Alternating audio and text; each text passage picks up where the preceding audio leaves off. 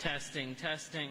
Good morning, everybody. I just wanted to do those announcements one more time. If you don't mind, please silence your cell phones so we can avoid any disturbances.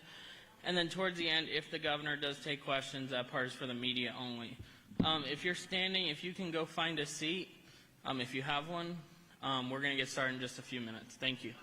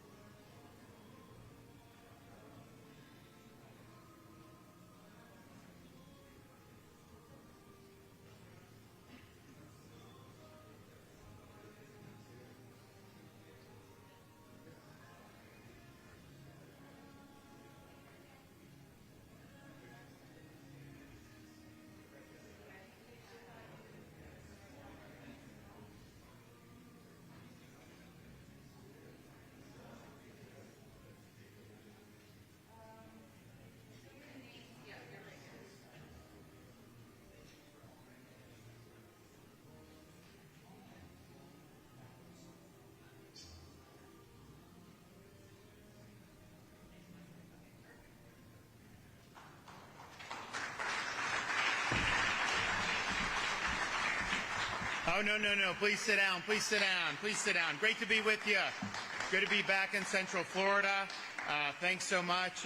Thank you, folks here at the Dr. Phillips Center for hosting us. We're also joined by Education Commissioner Stasi Kamoutsas, Dave Kerner, Highway Safety Motor Vehicle Executive Director, Florida State Guard Executive Director Mark Teamy, and UCF President, Dr. Cartwright. And I know we've got some board members and some other folks, so I want to thank everybody for being here. So we're doing this today announcement to unveil our budget recommendations for the 26-27 fiscal year. And it's always good to be in a situation where we're being able to do this from a position of fiscal strength. So if you look back when I became governor, there was about, I think, $1.3 billion in Florida's rainy day fund. Now with this budget, we've more than tripled the state's rainy day fund. In fact, we're maxing it out to where you're not even allowed under Florida's Constitution to put any more money in the rainy day fund. We also launched a couple years ago in conjunction with some folks in the Florida legislature a program to accelerate the repayment of Florida's outstanding state debt. You can have some of this stuff.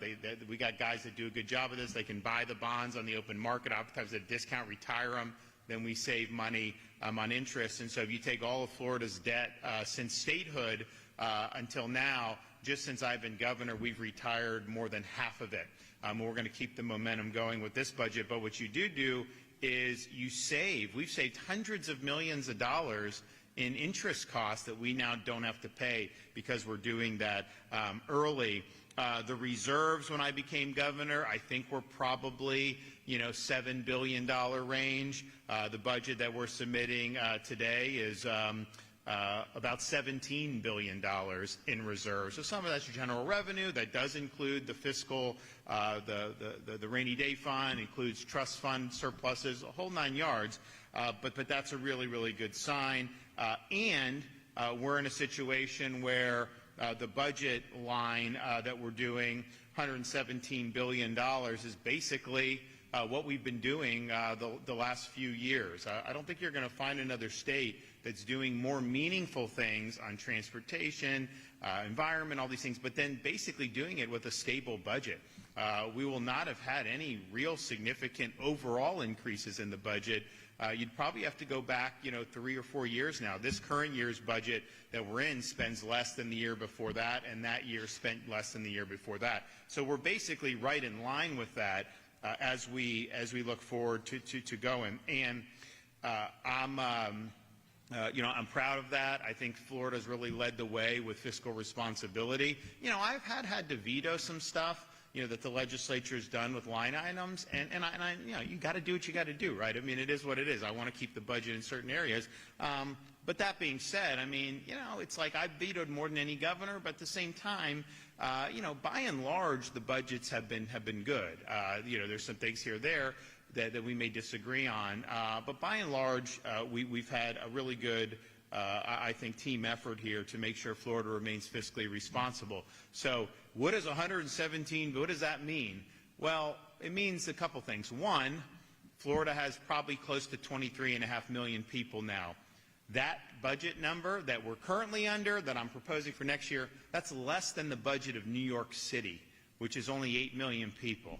New York State, which is 3 or 4 million people fewer than Florida, their budget's over twice the size of the state of Florida's budget. I can tell you the roads aren't better up there because I was just up there.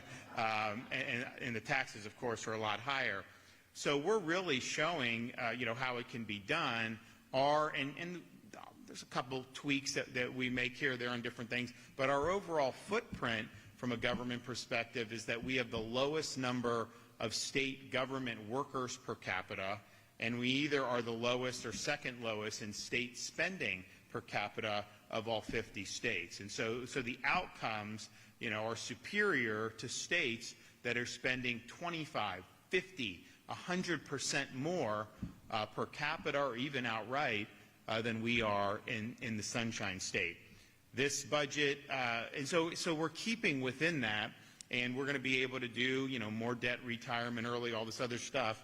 But we're also doing some really, really big things. And so in the budget I'm proposing, we are setting aside a record $1.56 billion solely for teacher pay increases. And so we started this program a few years ago, actually probably 5 or 6 years ago now, because, people would say, pay teachers more. So the legislature, if they would do more education spending, it goes down to the districts, and then magically it gets spent on everything pretty much but that, right? So we said, all right, we're not just going to send money. So we're going to do a pot of money. That's the only thing you can use it for. And so we started, I think, with 500, half a billion, and now we're up to over $1.5 billion to be able to do that. And so that's been able to provide meaningful differences in teachers' professional lives. Now, there's still a few districts, when we do this, they will withhold the teacher salaries, and they use that as bargaining chips, these unions, for other things. And it's just ridiculous. I mean, you should be getting that out the door immediately. People want the help. They want to be able to do that. So we're going to continue doing this. I think it's been very successful. It's a way to make sure that money actually is going in the classroom. I mean, basically, it's the classroom. 90% of it is, what teacher do you have standing in front of the classroom? That's the most important thing. You can talk about bells and whistles and all this stuff, and I'm not saying none of that stuff matters at all, but ultimately it's that teacher that's there. No, by the way, we were probably the first state, or one of the first states, to not allow cell phones in class. And, part of it was it's not good for kids learning and all that, being on the phone and everything.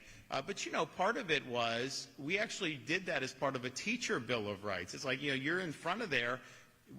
Why do this if everyone just buried texting all the time? So we didn't think it was fair for them. And then also just having discipline in the classroom. So we were doing that. Now this was a few years ago. When we did it, I think someone on MSNBC said it was an example of rising fascism in America. And I'm just thinking to myself, man, now everyone's doing it, so they say it's good, right? But we were doing it, so it's got to be bad from their perspective. But you've seen positive results, I think, in performance, and that's something that's really, really significant. And, I made an announcement last week about a Bill of Rights against artificial intelligence. And this is going to be a huge issue. It could be way worse than cell phones or social media if we don't approach this in an intelligent and rational fashion. There's a whole host of implications for society. They want to put data centers where it's going to take up all this power and water, and obviously we're not going to allow them to take away from ratepayers and make them pay more. We're going to protect that. There's issues about what it does to the job market, which is the reason why you wouldn't want to subsidize this. And then there's also issues about your personal likeness and what they can do, and truth in advertising. There's a whole bunch of stuff. But how this is going to impact education is a huge issue. And it's going to be something, I know there's a lot of folks in the legislature that are working on it. But that being said, we put our money where our mouth is. We did record funding for teacher pay increases for Florida, and this proposal today is the biggest by far. And I can tell you, people that have followed this stuff, if we were here, 4 or 5 years ago, and someone said, yeah, they're going to end up doing $1.56 billion for teacher salaries, people would say that's not feasible, that's not possible, that will never happen. We've shown it's possible, and we've gotten it done. The overall education budget, K-12, is another record, $30.6 billion. I think when I became governor, it was probably like, somewhere in the low 20s. So you've seen. Now, I'm not one to say the money is going to necessarily equate to outcome, because you have some places that have massive spending and they have horrible results. And I think a lot of it is that money is going for special interests rather than to actually help. But so the money itself isn't necessarily going to be determinative, but you've seen the commitment has been very, very strong for our K-12 education system. We're doing $1.7 billion in funding for early child education, almost $2 billion for our state college system. We have this great college system where people are getting a lot of practical skills and are really making a difference in their communities, and that should be applauded. We're also doing $4 billion for the state university system. We're ranked by, I believe, U.S. News and World Report as the #1 public university system, in the United States. And there's been a lot of great things that have happened over really many years where the bar has been raised academically. At least on the state university, not quite with football yet. I mean, we'll see what happens. I know University of Miami got in the playoff, which I was very supportive of, but it's not a state university. At least we have some Florida representation. Although, UCF, you guys, this USF coach is going to be really good. I think they're going to be tough. So we've had great strides. But I'll tell you, the most important factor is why we're ranked #1 public university system is affordability. We have not raised tuition for in-state since I've been governor, and so it's about $6,300 for an in-state Florida resident to be able to go to, and we have a number of universities that are ranked very, very highly amongst public and even amongst other universities. They did a thing with the, I think it was the Manhattan Institute, and it was published in the Wall Street Journal. It was a ranking of universities, but they were focusing on also not just legacy prestige, which, look, that's a factor, right? I mean, like if someone says Harvard, everyone immediately thinks, that's a high academics, right? And Harvard was founded in the 1600s, Yale 1701. This is before we were even a country. So, I mean, there's a lot of legacy that kind of gets built up there, and that's fine, but it's like, okay, what about all these other things? What about, free speech? What about some of the things that really are important, focusing on strong academics, not the ideological stuff, all this stuff. So they did different criteria, and on that criteria, University of Florida actually ranked #1 because this is more about what's the experience. It's not just focusing on legacy prestige. So that's something that's really good. But the affordability to be able to go to a public university and not have to really take out a single cent in loan. Because, if you work part-time jobs, you could do it. If you're good enough to get in a lot of these schools now, you probably qualify for the Bright Futures Scholarship, which is 100% or 75% tuition, depending on what you qualify for. So we're graduating students that don't have this ridiculous financial millstone around their necks. And I'll tell you, and it started in kind of I remember being in high school, and certainly in the years after, kids were told, high school students, you got to go to college. You don't get that degree, your prospects are not going to be strong. And yeah, if you go $100,000 in debt and you end up with a engineering degree from MIT, you're probably going to be okay. I'm not going to sit there and tell you you ain't going to be able to handle that. You probably will. But if you go to some fourth-tier private university, some of that's even more expensive than MIT, and then you graduate with a degree in zombie studies, well, guess what? The C's aren't going to part for you. And you're going to end up in a job maybe you could have had at a high school, but then you have this huge financial millstone around your neck. And so I think a lot of these students were sold the bill of goods over the years. I think a lot of these universities were able to profit because they basically could get the loans.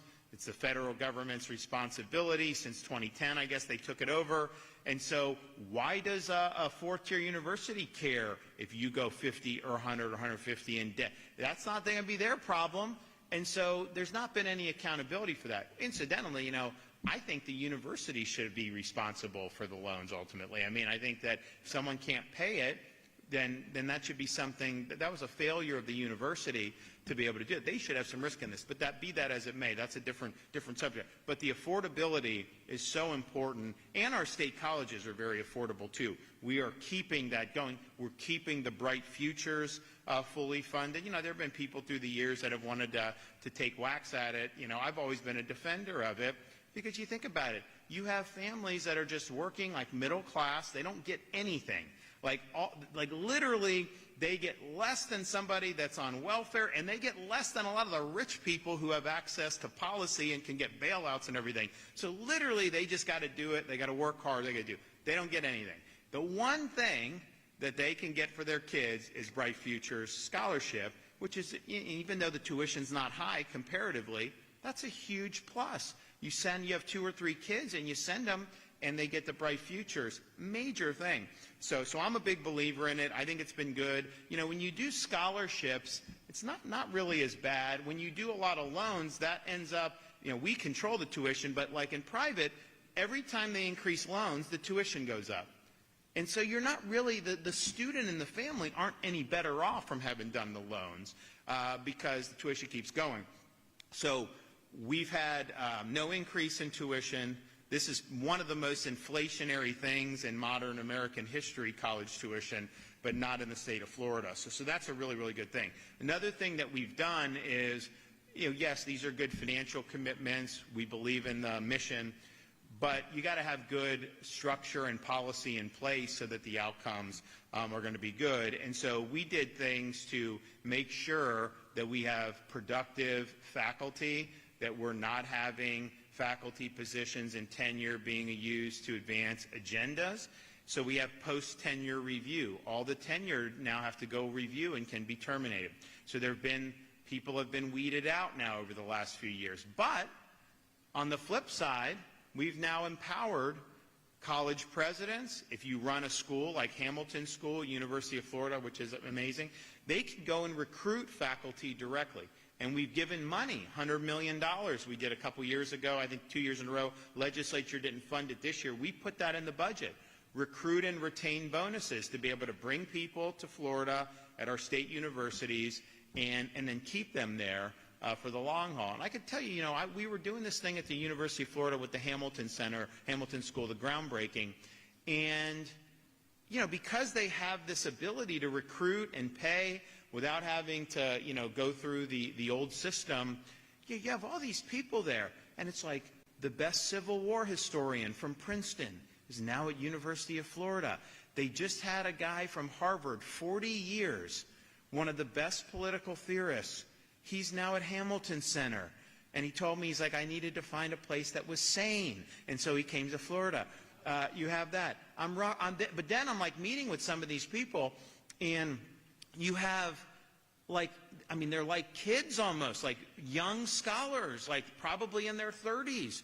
And I'm like meeting, like, came from, you know, California, Stanford, University of Chicago, Oxford, Cambridge, you name it, and it's all because, yes, we've provided resources, but we've provided a way to recruit and bring people in. You know, there's this idea that some have said with universities that it's shared governance between the faculty and the administration. Not in Florida. Like, you know, you get hired as faculty, your job is to teach and do research and publish whatever. You don't get to govern the university. And so that's why we don't want faculty blackballing good professors from being able to be hired. We have an ability, the boards can take them, the presidents can take them in and get them going. So I'm really excited about that. So on education, this is as robust as we've ever done, both in pre-K, VPK, both in K-12, both in higher ed, and not just throwing money, but really using it in a way that's going to help us produce good outcomes. We also have major support for infrastructure and transportation. So over $14 billion for our state work program. So that more than funds everything we need to do. And I did Moving Florida Forward, which said all the stuff we need. And Central Florida is the #1 place, right? Because, you know, some of the stuff they've done around here has helped, but you get down near Disney and Champions Gate and Polk on I-4, all those other areas, you know, and it's not just rush hour. It could happen at any time, right? So we're like, all right, we got to get this stuff going. So there were projects that weren't even going to start till next decade that are now started. They're going to be delivered 5 or 10 years ahead of schedule. But we said we're going to do this I-4, continue what's been done, and bring it into Polk.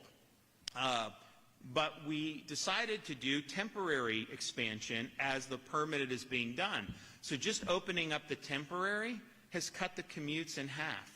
Like, they literally will have the videos before and after, and you see it flow better. So we're doing that. We're doing all the stuff in all those different areas and in other parts of the state too. Tampa Bay, we've got the 395 interchange in Miami, we've got stuff in the Panhandle, I-75 near Ocala, like that's a big project. You guys, anytime you go, if you have to go north on 75 from here, you will potentially hit some bad traffic once you get near Ocala. So widening that, doing a bunch of stuff. So this is big, and this is on top of all the additional money that we brought to bear to be able to do so much over so many years. We are including major pay increases for state law enforcement. So for us, Florida Department of Law Enforcement, State Highway Patrol, our state troopers, as well as law enforcement associated with other agencies like Fish and Wildlife. And that's something that, one, is earned. It's something that they deserve, but it's also something we need to do to be able to recruit and retain. You don't want to be in a situation where they can make more money doing, other things that may not be as demanding, because then people are going to make those decisions. We're going to continue our law enforcement recruitment bonus program. So we instituted this when they were talking about defunding the police years ago. And honestly, these police officers are being treated horrible in places like Seattle and New York City and all this stuff. And so we said, listen, we want good people in Florida. We do have a need to have more growing state, everything. So we're going to do a $5,000 bonus for new recruits. And that could mean you move from Chicago. Could also mean you come out of school and you want to go into law enforcement. You can get it even as a Floridian for that if it's your first law enforcement gig. So that's been really effective. We were just up in New York the other day meeting with some of the law enforcement community, and they're very worried about what's going to happen with Mindami becoming mayor, because he's hated the police, for most of his life, and wanted to disband the agency and all this other stuff, and says that prisons are, he said that prisons are somehow like a waste of resources. You should just be, putting people on the street, bringing social workers. I mean, like, I can just tell you, it's not even like Republican, Democrat. I'm just telling you, this is not going to work, okay? That will not work. And so they're in a situation where, how much support are they going to have? Would you want to wear the uniform and risk your life to apprehend a dangerous suspect, bring them in, and then the judge just puts them right back out, and you got to do it again a week later when the person commits more crimes? It's demoralizing. I mean, people don't want to do that. So I do think you're going to see a reaction to that. And I'm not saying they're all going to come to Florida, but I do think you're going to see some. So there'll be some opportunities to be able to recruit some good people. We're going to continue. You'll hear from Mark about the Florida State Guard, which has been a huge asset. He'll talk about some of the things that we did. That was started by the legislature. Not started because we've always had it. It just kind of got mothballed, I think, after World War II. But they did it when Biden became president, because, we were fighting, for example, we wouldn't do the vax mandates for National Guard. And we said, we're not doing it. And we didn't do it. But if push really came to shove, ultimately your National Guard can be conscripted by the federal government. And that was what we were concerned about. So we said, why don't we have something to control our own destiny? Has no federal tentacles. It's purely the state of Florida. And they've done things like hurricane response. They've done all this stuff. And it's been great, and I think people really feel a sense of pride, that they're involved in that. So we're able to do that. Now, obviously, our relationship is much more positive with the federal government now than it was during those Biden years, but I still think it's like this is important to have for the state going forward, not just now, but 10, 15, 20 years down the road. We also have additional major support for the National Guard. Major support for improving veterans' nursing homes, historic support for cancer research, our Cancer Collaborative Incubator program that my wife has really done a great job spearheading, as well as the Innovation Fund, which a lot of these institutions are now able to benefit from, and not just the handful that are well known. You have others that may be doing some more cutting-edge stuff. We're really, really supportive of that all the way around. And then finally, environment. We promise more on environmental restoration than anybody thought possible. We've exceeded that by a country mile in terms of what we've been able to do. And some of that is Everglades, which is the biggest restoration program in all the country, and maybe even for environment, maybe in the world, but certainly for the United States, the largest undertaking that's ever been done or that's currently being done. But we've also done stuff for the health of springs. We've done a lot of transition from septic systems to sewer systems.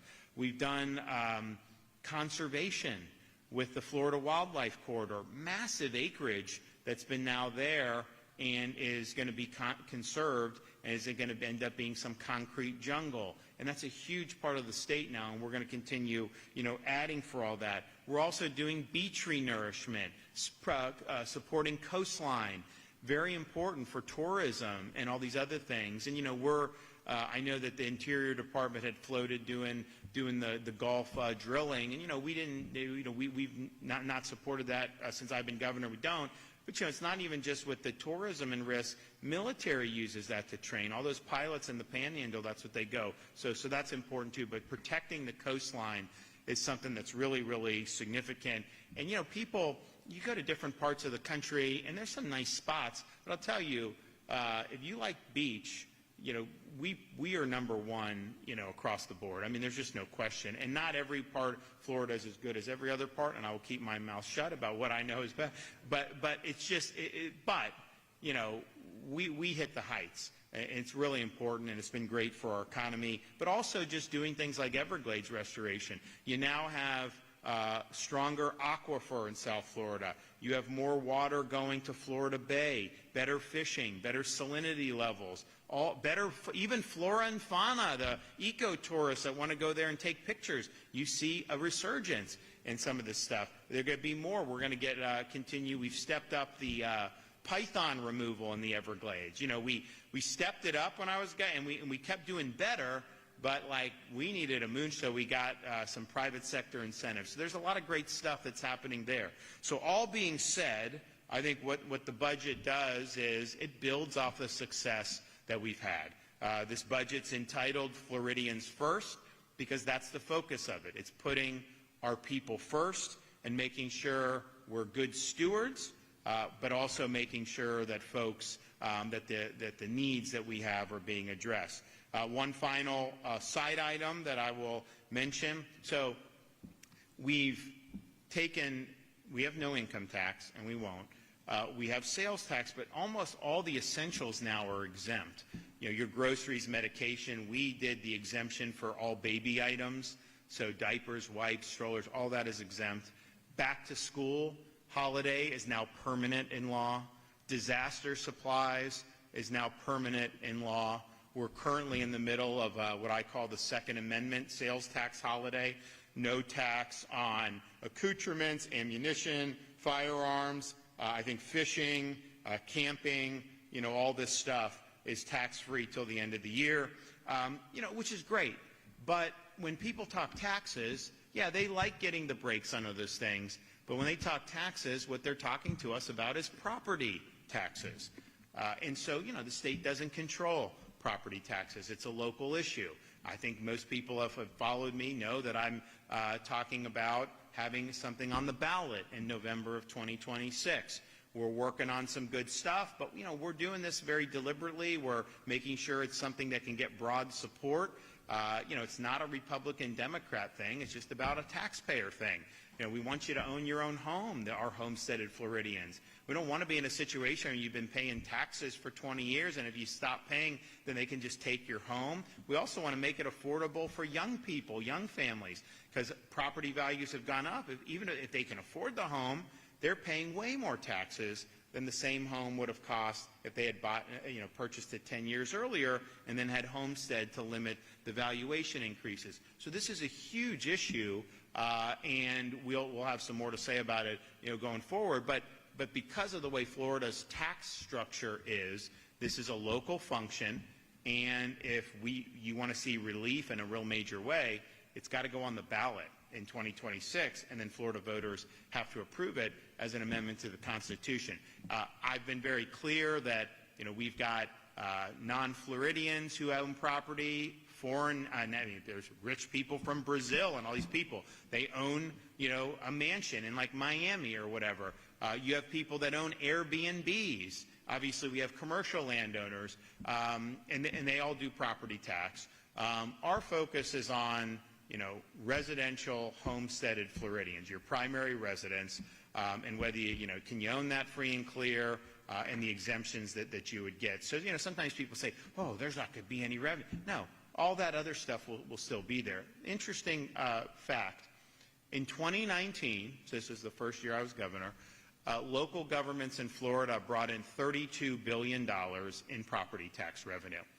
Today, they're bringing in $56 billion in property tax revenue. Now, yes, the state has grown. Yes, we've had inflation. And I'm not saying that, even like if you do inflation, population inflation adjusted, the nominal number will be higher. There's no question because of the underlying changes in Florida and the overall economy with the inflation. But that's almost doubling the revenue in 6 years that we're seeing. So the majority of the revenue is not homestead residential. It's non-resident, non-homestead residential, commercial, and investment.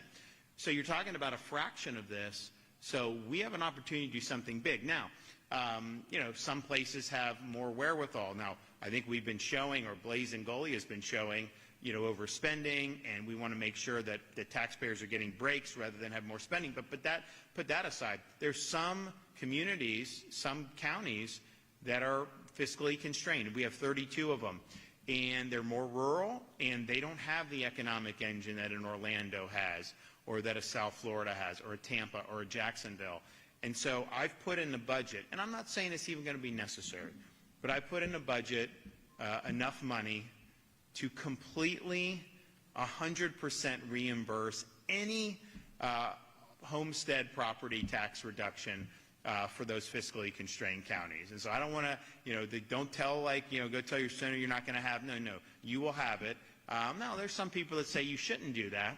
But my view is it's a little more difficult maybe for some of them, and now eventually they're going to have to figure out. But if you look at the growth of the revenue that's come in, if you didn't have homestead, and just how the revenue from the non-homestead has grown, honestly, you'd be pretty close to where we are now, not too distant future, the way it is. Because, people come and, they'll buy a second home, they'll do this, and this tends to be at the higher end, so they're assessed higher, and they're paying more tax. But we have an opportunity to give people relief on this, so we're going to be working. I know there's been a lot of great work that is being discussed. I've been talking with some of the senators, but I know some House members are working on a lot of stuff.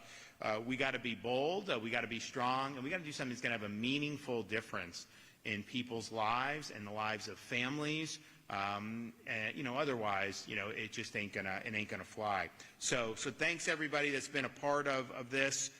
We've done a lot of great stuff. This shows, there's a lot of places where, the budget's like the worst thing to deal with because the outlook is so gloomy. The facts are so bad. They got some of these states are running massive shortfalls. This, that. You have a state now that has a maxed out rainy day fund, has major reserves. I mean, I think every year I've been governor has been record reserves. Like we had more at the height of COVID because I did Moving Florida Forward, tax cuts, all this other stuff. But pretty much every year I've been governor, I don't think there's any other year where there have been more reserves that we've had in our budget. And yet, I think if you go back to my first year and you do inflation and population adjusted, so the top line's higher, but I don't think you're going to see it that has been that much different over this period. I think it's been pretty stable. I think it's reflected population growth, and obviously you've had to adapt to a more inflationary environment. I mean, I have some projects I had to fund twice because of how much they went up because the inflation, pay $80 million one year, then you got to kick in another 40 or something, the next year. And it's like, I hate doing that. I have heartburn doing that. I want to veto that when I see that on my desk. Trust me, it just bugs me. But the reality is that's a function of what was going on with the economy. So we're in great shape. We got to keep the momentum going. And I want to thank everybody that's been involved. So we're going to hear from some of the stakeholders. So we'll start with education and Stassi.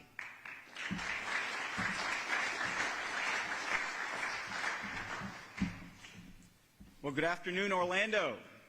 It's great to be here, to be able to set the record straight today. I know there's been all kinds of false attacks that have been taking place, and so I'm excited because facts are stubborn things. And today, Governor DeSantis' proposed budget once again affirms Florida's commitment to teachers, to students, and student safety as a top priority to maintain our #1 status as the education state in the nation. When I became the Commissioner of Education, I set the goal of having two main priorities: student safety and student success. And I'm proud that this year's budget clearly reflects those commitments. Unions, leftist school board members, and certain media outlets continue to suggest that Florida is somehow defunding public education. The reality is that is the exact opposite, and we're going to prove it to you here today. But why? Why do they assert that? Well, with the unions, the legislation that's been championed by this governor over the years has them at a point where they're at their weakest in the state's history. They are trying to preserve themselves and assert their relevance. How do we know that? Look at Lee County schools. They were sued over fighting for greater pay incentives for their teachers to go teach in low-performing schools. They wanted to get the best performing teachers to teach the students who are struggling most, and the teachers union sued them. Look at school board members. School board members who are fighting us and who are putting things out there, putting out racist comments on social media. We're calling it out. Why are they doing this? Because they want name ID. They are thinking of the next thing that they want to run for, and unfortunately, they are not prioritizing our students. And what about the media? Well, the media wants to sell papers. And the reality is, we announced our progress monitoring results just recently. Our students are doing better this year than where they were in both English and mathematics. Not a single media outlet reported on it. It's unfortunate. But the reality is, this administration is going to do what we've always done. We're going to prioritize students, we're going to prioritize teacher pay, and we're going to make sure we have a world-class education system. The proposed budget raises the per-student funding to $9,406 per student. That's an increase of nearly $300 per student. This increase will provide the most per-student funding in Florida's history, reinforcing our commitment to support student achievement. The governor is also recommending nearly $1.6 billion in funding to provide salary increases for teachers and other instructional personnel, an appropriation that did not exist before this governor took office. Over the past 7 years, he has consistently funded this appropriation to the point of nearly $6 billion over the tenure of his administration. We know that high-quality teachers have a tremendous impact on students, which is why this continued investment in raising teacher pay is essential to ensuring every student has an exceptional teacher leading their instruction. The proposed budget will continue to also support school choice options for families, including funding for students to participate in the Family Empowerment Scholarship Program. This funding will further allow parents in every zip code to select the school that best fits their child's need, whether that's a public school, whether that's a private school, or a home education program. Just 2 years ago, roughly 250,000 students participated in Florida's scholarship program. Now we are at more than 500,000 students that are benefiting from these choice programs. Recently, a state auditor general report examined various funding accountability challenges associated with the scholarship program. And even before those audit findings were released, the department was already addressing ways to ensure that the program ran more smoothly and efficiently for this school year. The Auditor General recommended moving the Family Empowerment Scholarship into a separate silo of the public school funding formula. This is a smart and balanced solution, one that respects the growth of the scholarship program while ensuring that public schools are funded accurately and fairly. And I'm glad that this governor's budget aligns with that recommendation. The budget also includes $20 million for the Schools of Hope program, which is an increase of $14 million to provide critical funding for proven high-performing charter school operators to establish, open, and operate within the neighborhoods of Florida's chronically struggling public schools. Schools of Hope provide an additional option for families to access a world-class education for their child. In addition to school choice, Governor DeSantis has championed civics education through his tenure. With this proposed budget, he is continuing that commitment with enhanced investments to civics education and civics and debate initiatives. The proposed budget includes $3 million to support and expand the Florida Civics and Debate Initiative, which provides students critical thinking skills, speech and debate skills, civil discourse skills. And over the past 5 years, this program has grown from just 50 teams that were participating in our state to over 400 teams in every single county.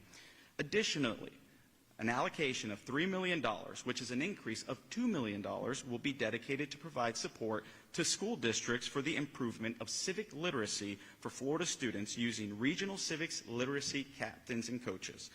Also included in the budget is $1.5 million, and that's an increase of $1 million, to support teachers by providing civics professional learning opportunities. And I can't forget to mention there is $10 million in this budget, which is an increase of $6.5 million for the Civics Seal of Excellence program that will allow nearly 2,700 teachers to benefit from a $3,000 stipend for completing the course.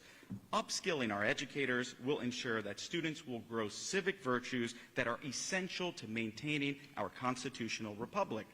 In addition to prioritizing K-12 education, Governor DeSantis has also emphasized post-secondary education and workforce education. The budget proposal allocates nearly $2 billion in state funding for the Florida college system, ensuring that all of our great 28 institutions receive the resources they need to strengthen their programs and better prepare students for high in-demand careers.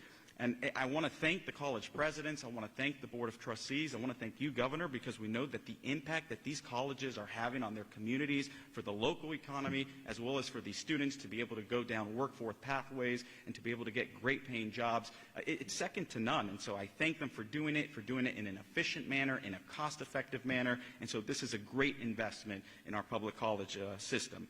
The budget also invests $800 million in workforce education programs, including $20 million specifically designated to create or expand pre-apprenticeships and apprenticeships, giving students more pathways to gain valuable hands-on experience and enter the workforce career ready. Since 2019, this governor has invested more than $12 billion in workforce education. With these additional investments, Florida will remain the top state for workforce education. The proposed budget also focuses on school safety with increased funding for school hardening and the Guardian program. $106 million total for school hardening. That includes $42 million for K-12 campuses and a new investment of $64 million for higher education. This new funding for higher education will provide $44 million for state colleges to implement hardening measures and $20 million for universities to install door locks on classrooms. Also included with school safety funding is $12.5 million for the Guardian program, which will maintain the $6.5 million for our school districts and a new investment of $6 million for higher education. That $6 million will provide $4.2 million for our state colleges and $1.8 million for universities to establish these Guardian programs on their campuses.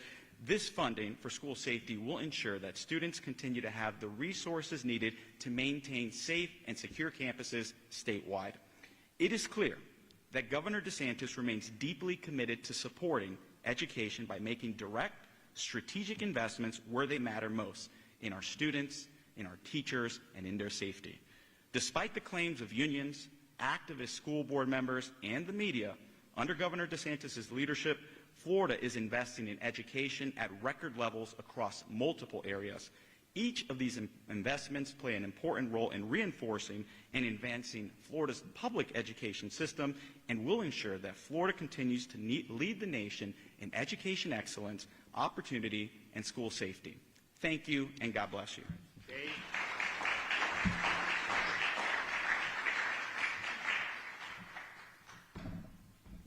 Thank you, Governor. Thank you for being here today to discuss and talk about some of the most important issues in state government, and that's the upcoming budget cycle. But before I do that, I had the opportunity to listen to the governor and the commissioner speak about public education, and it allowed me to reflect a little bit on my experience as a Florida native, having gone to start with high school, public high school. I went to State College for the Police Academy after I went to high school. Then I went to a four-year public university and then to a public law school. And I've always felt so blessed and so thankful to be a Floridian. And that's going back, 10, 15, 20 years now when I finished my professional education. And I've always felt very grateful. I've always valued and appreciated my experiences at each and every one of those institutions. I want to thank the commissioner for coming to Orlando, home of UCF and wearing orange and blue. I appreciate your boldness, Commissioner. But at a very deep level, I always felt so much value out of going to public university and public schools. And I look at what this governor has done since he started, and I look at the advancements and the focus in the public education system, and I look at what the universities are doing in the state, UCF included, University of Florida, Florida State. I am so proud of our public education system, and particularly its emphasis not just on four-year universities, but the improvement that are obvious at the K through 12 levels, but also in the Florida college system as well, and an emphasis and focus not just on getting a degree, but on technical jobs and technical careers as well, and the trades. That is the lifeblood of our workforce. And so we have a lot to be proud of. I know this budget is well supporting our teachers and our public university systems. And the two professional joys in my life have been, A, working for Governor Ron DeSantis, and then B, working with the Florida Highway Patrol and nearly 2,000 very brave state troopers. And so for me to be able to be with the governor to talk about investments in the Florida Highway Patrol is also a very unique joy for me. The Florida Highway Patrol and the department as a whole has been very productive over the last several years. It goes beyond just traffic safety. We have been engaged in the fight for public safety statewide, whether it is protests at universities, making sure that Jewish students can go to Sabbath and to temple through Operation Faithful Service when they were under attack, both in Israel and here. Going to the southern border, immigration enforcement, getting the worst of the worst off our streets and into the criminal justice system. Day in and day out, Florida state troopers have stepped up and met that mission. And the governor's proposed budget not just supports them, but it honors them. Two of the main issues that I wanted to speak about today that are critical to the public safety aspect of the department is the career development plan. The governor has supported this concept for as long as I've been executive director. We're thankful for that. I'm confident this will be the year that the Florida State Highway Patrol and their state troopers will receive, with this recommended budget, a career development plan. You can go to any agency. You can walk outside, and if you see an Orlando police officer or an Orange County deputy sheriff, you ask them, do you have a career development plan? They'll tell you yes. But at the Florida Highway Patrol, we do not. This is a pathway for sustainability, for retention. It provides a financial pathway and picture for state troopers to continue to serve the state of Florida and to continue to serve you as Florida motorists and Florida residents. I can't tell you how many state troopers I've interacted with in my 3 years who have said, Director, I love being a state trooper. I love our leadership. I love our governor, but I cannot, in good faith, stay at this agency unless there's a career development plan. And they have to transfer to Orlando Police or Palm Beach County Sheriff's Office. And in many respects, as a family man, it's an honest and fair decision to make. And so, Governor, thank you for supporting this concept. Thank you for supporting our state troopers. We've won also in the last 3 years. We've won every year the best looking cruiser contest nationwide, the black and tan. Thank you. You know, some of it is that I think personally that our vehicles, the paint scheme, it's iconic. The other side of it is that troopers take a lot of pride in their equipment, and so whether you're getting pulled over by a state trooper or you're driving by one down the highway, the car is probably going to look clean and well taken care of. But the truth is, if you were to sit in that car, which is their office, over, I think, 90% of our fleet has over 90,000 miles on it, and that's above the recommended mileage. And so this, for pursuit vehicles, so this budget has a deep investment in renewing and refreshing our fleet. If you look at what we've paid for the Dodge Charger 2 or 3 years ago, the cost of the acquisition of that pursuit vehicle has gone up over 50%. And so these vehicles are important to not just your public safety, but to the safety of the trooper driving them. And so, Governor, thank you for supporting our number 2 priority, which is a reinvestment in our fleet. On the motor services side, and as we know, the state is growing. Net immigration is at record levels in the state of Florida. There's a reason why. We have a governor that takes care of the state of Florida and the people.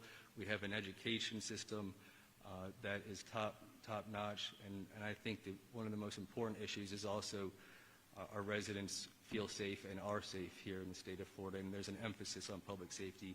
But this budget also invests Millions have been needed dollars into our infrastructure and IT infrastructure for motor services, our credentialing, our licensing, our registrations. All of those are very important for convenience, first of all, but also for public safety. It's important that we have the correct cybersecurity systems and that we're properly credentialing folks that are moving to our state and getting the license. And so I'm excited about this budget proposal. I'm very thankful for the governor's leadership of the state of Florida and his emphasis on public safety, and it's an honor, sir, to work for you, and it's an honor to work on your behalf. Thank you. Okay.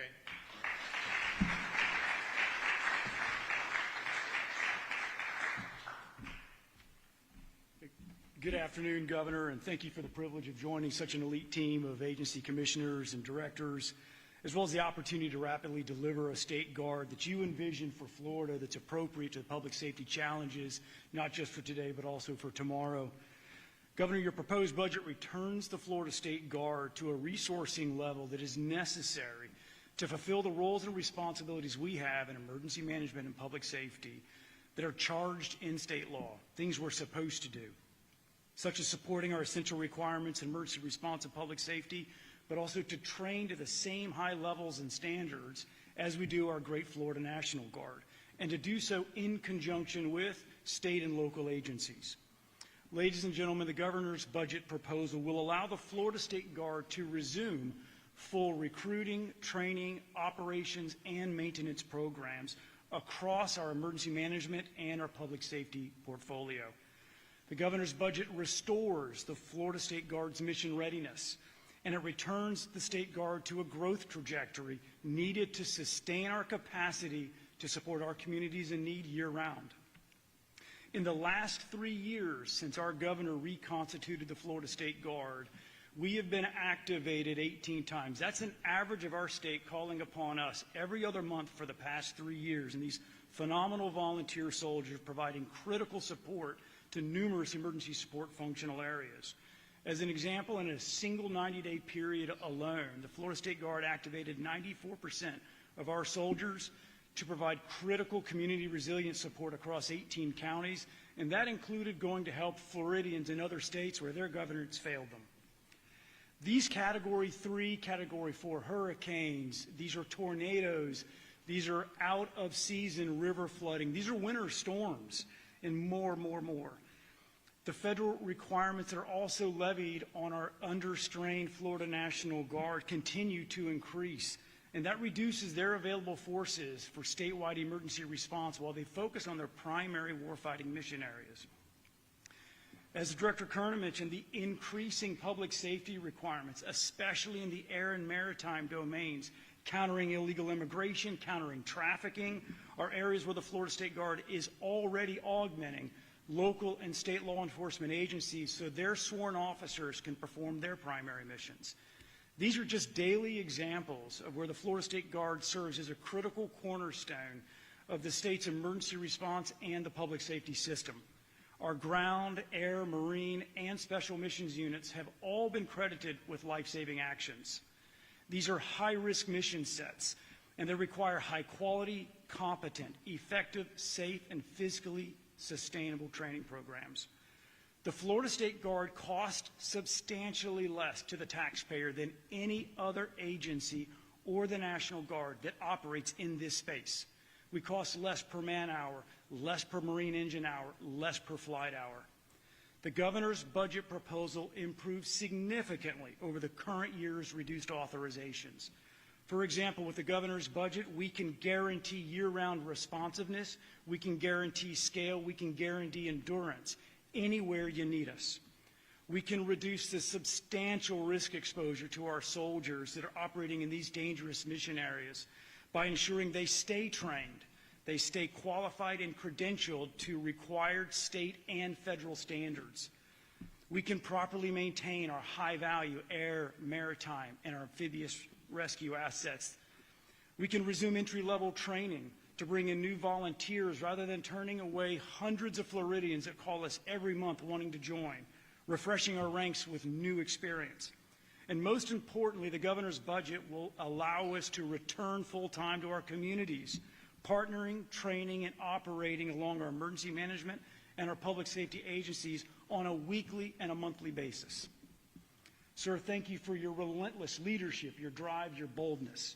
Your budget again provides for a fiscally responsible and sustainable State Guard.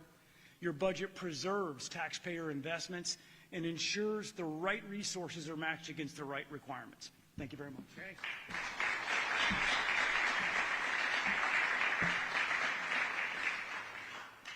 And one thing I didn't mention that people will see in terms of, there's a lot of continuity in what we're doing. Obviously, Stasi talked about the education, but that we've been doing that, right? We're building on it, teacher pay, total budget, all that stuff, civics, universities, environment, we've been doing that. We started very boldly on Everglades. We've been doing all that. Transportation, again, building off of it. One thing that we're doing that is more than we've done is corrections, to be able to pay correction officers more to retain them, and then to be able to hire new, because, I think most people figured out, I don't like releasing people from prison, right? You serve your sentence, that's one thing. We don't release early. And so we want to make sure people are held accountable. But the reality with that is, even though crime's at a 50-year low, partially because people are held accountable and they're doing. So you need to be able to do that. So you'll see more FTEs for corrections. I think the budget leaves us, for my tenure, a net reduction of state employees of about 1,000.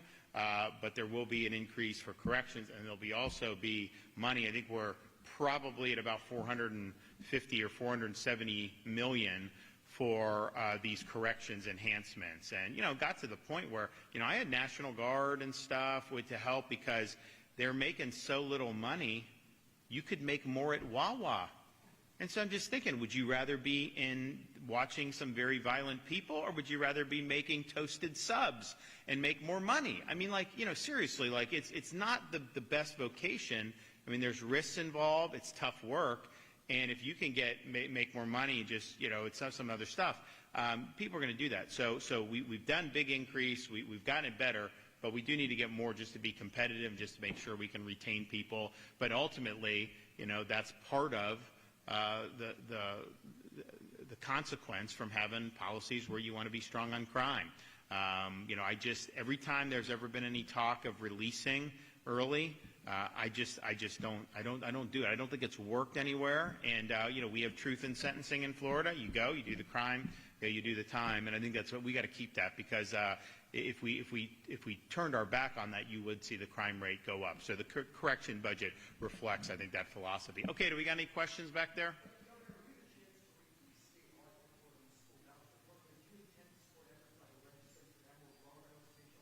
Do you want to talk about that? Because I know Stassi and I have been talking about it, but he's very well read on it.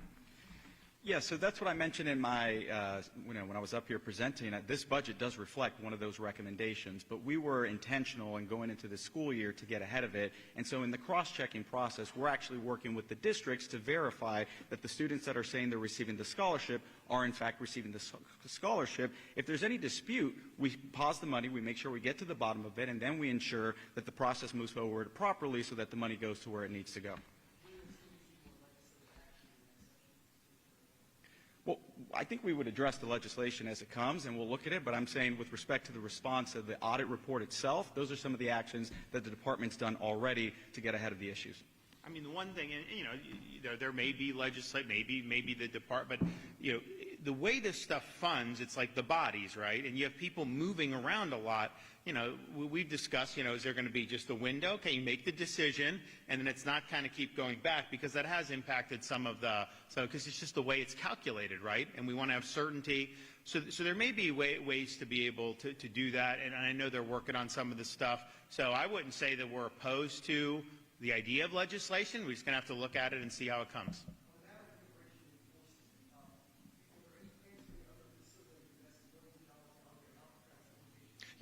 So the immigration detention. So remember, we were leading the country and assisting DHS with the mission. DHS didn't have the resources to get the job done. We stepped up. Some other states have followed. But the one thing they asked us was to help with they needed a place to process, detain before they could do removal, because there's a bureaucracy involved, right? It is what it is. So, but, they said this is reimbursable. So I still hear people saying, oh, Floridians, this one. Like, they're reimbursing everything we're doing, right? So what we're doing is saving Floridians tax money for sure, because all the operations are reimbursed, so we're even Steven on that. But illegal immigration costs taxpayers.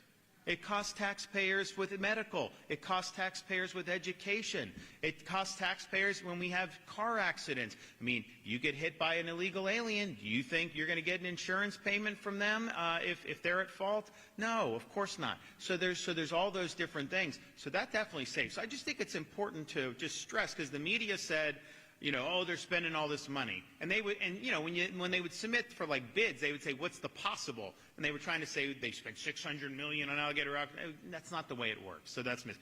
But they make it sound like, there's you don't know you're going to. Now we know. DHS has confirmed that. We actually have gotten reimbursed for stuff already. So that's just that. So what we're doing for our budget purpose is not hitting this at all. DHS is reimbursed. We're saving because obviously there's a drag on taxpayer resources when you have people here illegally. So we have opened one up in Northeast Florida called the Deportation Depot in Baker County. We are in the process of doing one in the Panhandle, and then we're also in the process of doing another one in the southern half of the state. Now, I said this from the beginning. This is not permanent. DHS should handle all of this, right? And in a perfect world, they would have the facilities.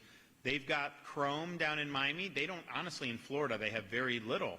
And so we've had to supplement. But the minute that they have what they need, then we obviously would not, we're not just doing this for our health. We're doing it because there's a need to do it. So I'd anticipate that, you may see the Panhandle and and another one in the southern half of the state. But that also will then affect some of these others, because, how much are they doing? How much do you have to have? What personnel? I mean, if you have a steady flow of the census is 500, that's a lot different than if the census is 2,000, right? So we work through all that, but it's all reimbursed, and we want to be able to do. And even on like alligator Alcatraz, we'll get we're reimbursed. So it's not like it's a net, but like some of the cost of that is, wastewater removal, and so that there's no runoff from the airport to anywhere in the local environment. And people said, oh, you're going to hurt the environment. No, we're containing that all. But then they say, well, you're spending money. Well, you can't have. So at the end of the day, I think a lot of those folks, they just don't want to see, immigration enforcement, period. I mean, obviously, you see some of these anti-ICE protesters in Portland and whatnot. And another thing I point out, because the media has been talking about, you have, in alligator Alcatraz, you have a lot of criminal aliens. If you look at their rap sheets, you got people that are sexual predators. You got people that have committed, really serious offenses. They shouldn't have been in this country to begin with. And now they're making claims, oh, they're being abused. None of that is substantiated. When the media says that, understand, they're just taking the word of that. They said, oh, in Chrome. Now, we're not involved with Chrome. That's DHS. But they're like, oh, Chrome, they're putting you in this black box or whatever. And they drew an artist rendering of it. Well, how come nobody has taken how come nobody's seen it? We asked DHS, are you doing it? No, we're not doing it. It's fabricated. And it's interesting because when we set up the first one, again, the feds asked us to help. So they set it up down at the airport in the Everglades. And I'm walking through this in like a thing, and I'm like, and they've got this and that and mess hall and this and that. And I'm like, do you really need to have all this stuff? Because honestly, I thought it was over the top, everything that they had there. Library and this. And they're like, well, we don't want to be in a situation where we're being accused of mistreating them. I was like, they are going to accuse you of that no matter what. You put them up in the Ritz-Carlton, they are going to accuse you of doing that. That's the narrative. That's what these people do. But none of that has been substantiated, and it's all based off just, accusations of people that are, quite frankly, have violated laws in this country in a really, really big way.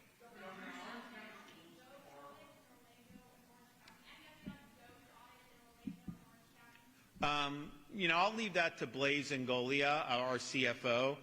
He's been a very big advocate for taxpayers. I mean, honestly, probably the best that we've seen of anyone in state government that I can think of. Very much a bulldog on this. But, you know, he actually made some comments. He did Orlando City, and he actually said they did a better job than the county, and he gave them credit on some of the things that they were doing. And he's going after red counties, too. Big-time red counties that he's going after. And so I think this is, but it all goes back to the tidbit I mentioned in the opening remarks. If we were here in 2019, local governments were taking in $32 billion in property tax statewide. Today they're taking in $56 billion.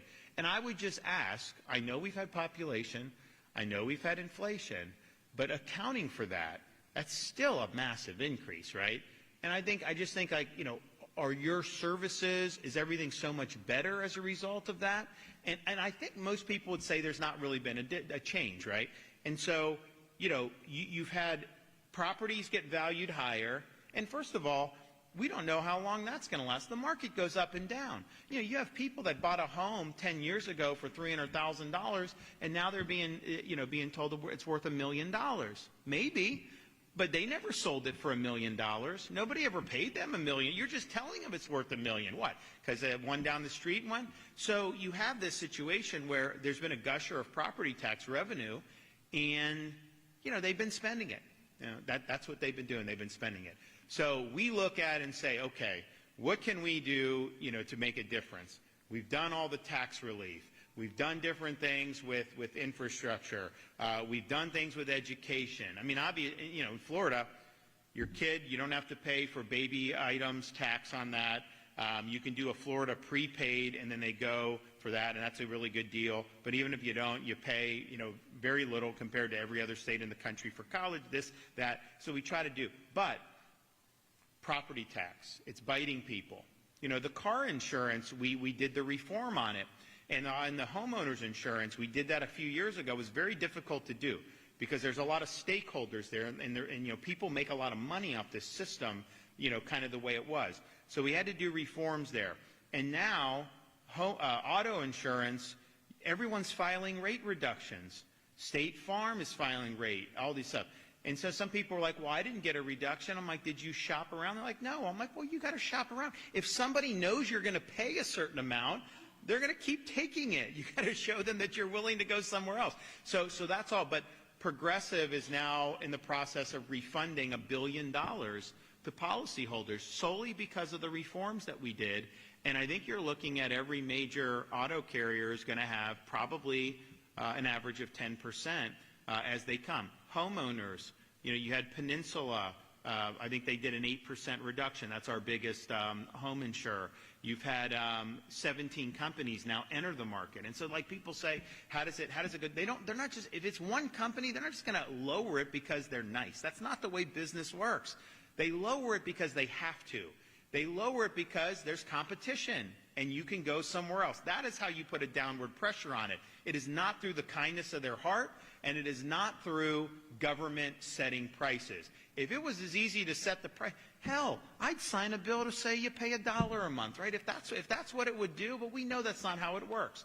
So you're going to see more of that, and we didn't have a storm this year, and so that was a big deal. So, you know, now people are looking and saying, like, man, you know, Florida, and then even some of the hurricanes we've had, Hurricane Milton, it came through. I think I'm doing like CNBC the next morning, and like, Governor DeSantis, you know, some estimated now you're at $51 billion. And I'm like, how the hell would you know? Like, literally, the morning after the storm, you can assess $51 billion? No, you can't. But they were saying that, and it ended up being about $5 billion in terms of this. And so I think we're resilient to these storms because the stuff that's been built in the last 20 years holds up a lot better. Now, some of the areas that they built more low-lying, you know, that's an issue with flood, but in terms of the wind and all that. So I think people have more confidence in the market, but that's been a huge pinch. So there's relief now with the auto. You know, we're seeing, and Citizens Insurance, you know, that got to be like 1.3 million people. The problem with that is if there was a big storm, they don't have the money to be able to do. Now, you've had a lot go in the private sector because these new companies are coming in. So now it's down to, I think it's probably about 400,000 and may even be below that. Well, guess what? Well, now that's solvent. So they're going to be able to do a reduction, certainly for Florida, you know, primary homeowners. So those are good trends, but it's not something that we fully control. What we fully control, we meaning the people through our Constitution, is the tax. You can choose to tax something, you can choose not to. You can choose to lower it. Obviously, we wouldn't choose to increase, and it wouldn't pass if you put it on the ballot. So that's what we're doing. So it's really all about helping people be able to realize the American dream, and that may be raising the family. It may be, you're on a fixed income and you need to stay in your home and the taxes are tough, and, we don't want someone to have to sell their home because they can't afford the tax. So all those things I think are very important to us, but it all goes back into, I think what Blaze's efforts is showing is, there's been a lot of increases in spending that hasn't necessarily moved the needle in terms of your quality of life, right? And it'd be one thing if there were things that were just, but 6 years ago it was $32 billion. Now it's $56 billion. It's almost doubling in 6 years. And forget about even obviously we want it to be benefit taxpayers, but put the taxpayer aside. Is it sustainable to almost double budgets every 6 or 7 years? No. I mean, you obviously can't do that. And part of it was a unique set of circumstances because we had such a rush to Florida and the property values really went up. But man, that's pretty dramatic to go from 32 to 56 billion.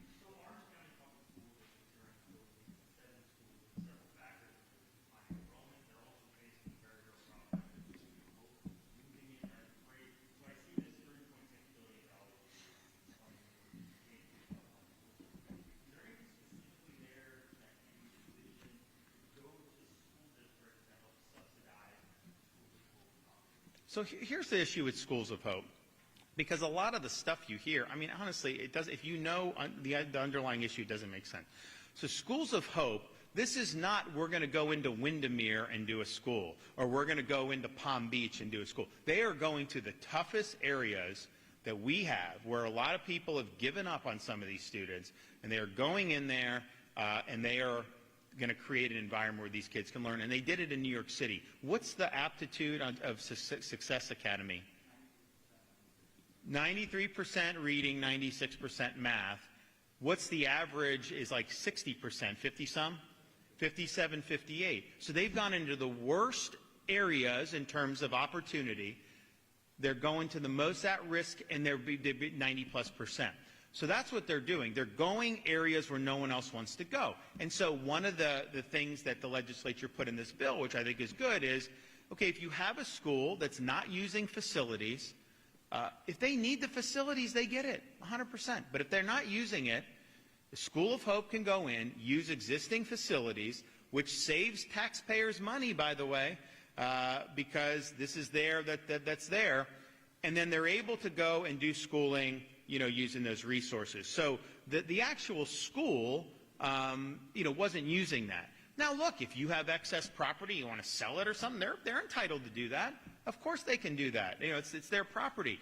But if you have vacant buildings and they're just sitting idle, Schools of Hope has an ability to go in and do it. And it isn't going to be, I'm hearing places in some of these more affluent areas complaining, you ain't going to have Schools of Hope there. It isn't going to affect you. We're going to go in areas where kids need a lifeline. And this is not going to be, it's not going to be 100 schools. I think what kind of set off some of this is you had one operator submit 60 applications or 100 applications. It was ridiculous. And the department said, why are you doing this? You're not going to get that. And that told people oh, well, yeah, even in Sarasota and even in here, they're going to come in and take some of the school, that my Sally or my Johnny goes to. No, that's not what's going to happen. So you're talking about some hard areas in Miami, probably Fort Lauderdale, Broward County, probably Orlando, maybe Tampa, maybe Jacksonville, and that's what it'll be. So the mission is very clear. It's a difficult mission, but at least with Success Academy, you have an operator who's been able to do some really, really great things. And so my view as the governor is, every single kid in this state has some God-given ability. And it's the job of the parents, but also the education. Get that ability out to come to the forefront. And it's easier in sometimes than others. Sometimes, honestly, the school has to do very little because the parents are really driving it. But there's others where those kids may not be as lucky. So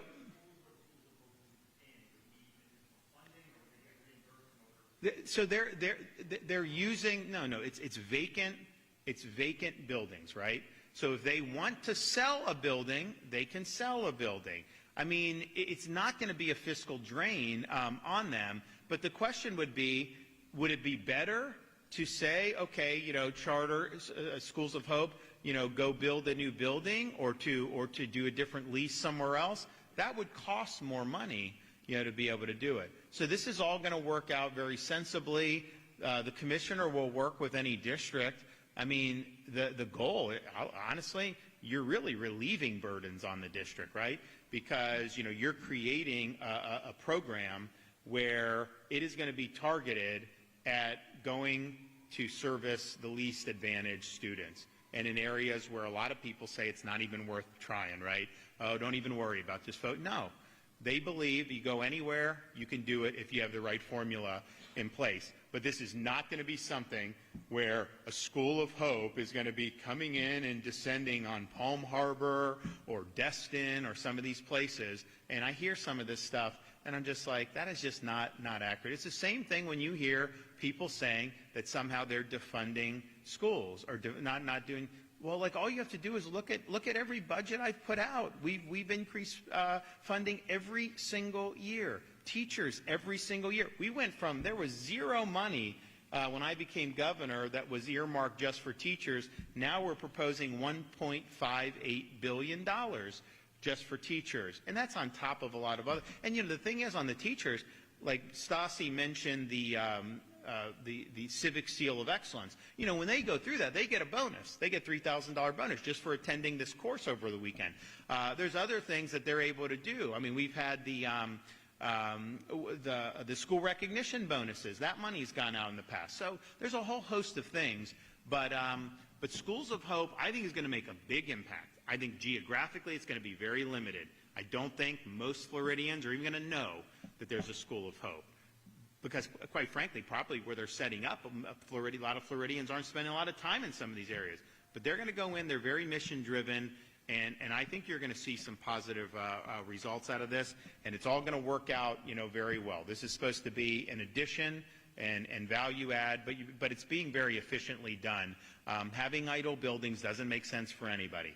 If the idle buildings are there, let Success Academy, Success is the one that's really has the proven record. I know these other people are going to apply. I'm not dinging any of these other charter operators, but I know the one that's been able to do it against very difficult odds has been Success Academy.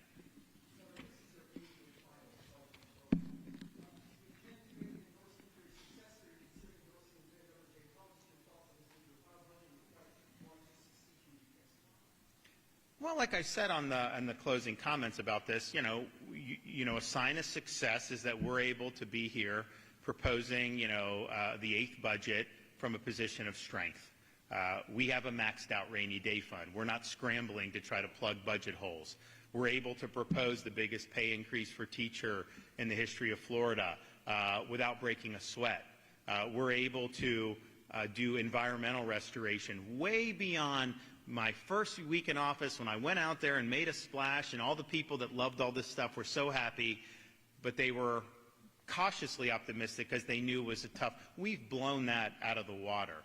If you look at what we've done with transportation, accelerating projects 10, 15, 20 years, this is good. So that ultimately is a sign of success.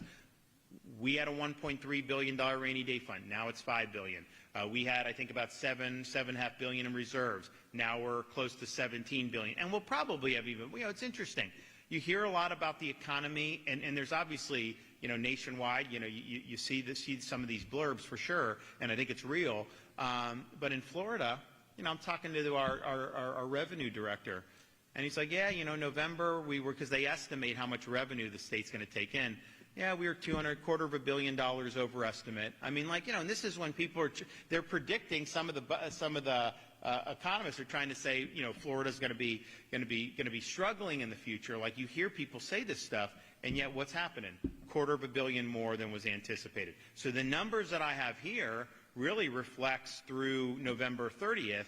So December, January, February, March, April, May, and June, any overage there, that would add to the reserves. So you very well could be, 17, 18 billion dollars in reserves, which is really significant. So the fact that we're here being able to do all those things, that's a sign of success.